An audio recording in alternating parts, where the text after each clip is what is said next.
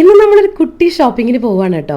അബിയുടെ കൂടെ ഷോപ്പിങ്ങിന് പോകാനുള്ള മെയിൻ പ്രയോജനം, ഞാൻ ഒറ്റയ്ക്കാണ് പോകുന്നതെങ്കിൽ എനിക്ക് ഈ സാധനങ്ങളൊക്കെ പറക്കി റേറ്റ് നോക്കി വില കൂടുതലാണെങ്കിൽ വെക്കാനൊരു ടെൻഡൻസി വരും. പക്ഷെ അബിയുടെ കൂടെ ആണെങ്കിൽ അങ്ങനെ ഒരു ടെൻഡൻസി വരാറേ ഇല്ല. അതെന്താണെന്ന് എനിക്കറിയില്ല.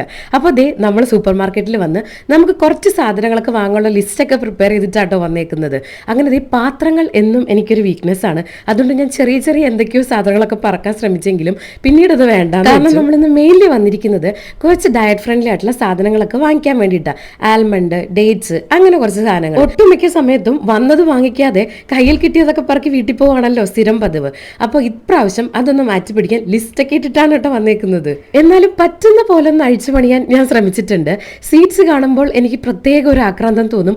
ഉപയോഗിച്ചാലും ഉപയോഗിച്ചില്ലെങ്കിലും ഞാൻ വാങ്ങിച്ചിരിക്കും. ABC ജ്യൂസൊക്കെ അടിക്കാൻ വേണ്ടിയിട്ട് ABC മാത്രം വാങ്ങിക്കാൻ പോയിട്ട് ഏറ്റവും ഇഷ്ട സാധനങ്ങൾ വാങ്ങിച്ചു എന്ന് വേണം പറയാൻ. സാരമില്ല, വല്ലപ്പോഴും ഒക്കെ അല്ലേന്ന് കരുതി പുള്ളി അങ്ങോട്ട് അഡ്ജസ്റ്റ് ചെയ്തു. പിന്നെ നമുക്കാണോ പ്രശ്നം?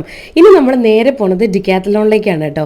ഇവിടെ നമുക്ക് 2-3 ടീഷർട്ട്സ്, ഒരു ബാഡ്മിന്റൺ കോർട്ടിൽ കളിക്കാനുള്ള സാധനങ്ങൾ, അതായിരുന്നു വന്നതിന്റെ ഒരു അജണ്ട.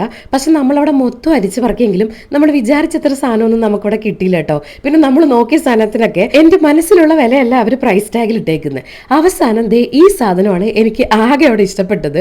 അപ്പൊ ഇത് വെച്ചിട്ടുള്ള ഒരു പ്രവർത്തനവും നടത്തി. അതും വാങ്ങിക്കാതെ നമ്മൾ നേരെ മിനീസോയിലേക്കാണ് വന്നത്. മിനീസോ ഒന്ന് കേട്ടാൽ തന്നെ എനിക്ക് സന്തോഷമാണ് കേട്ടോ. ഇത്രയും സാധനങ്ങളാണ് നമ്മൾ വാങ്ങി.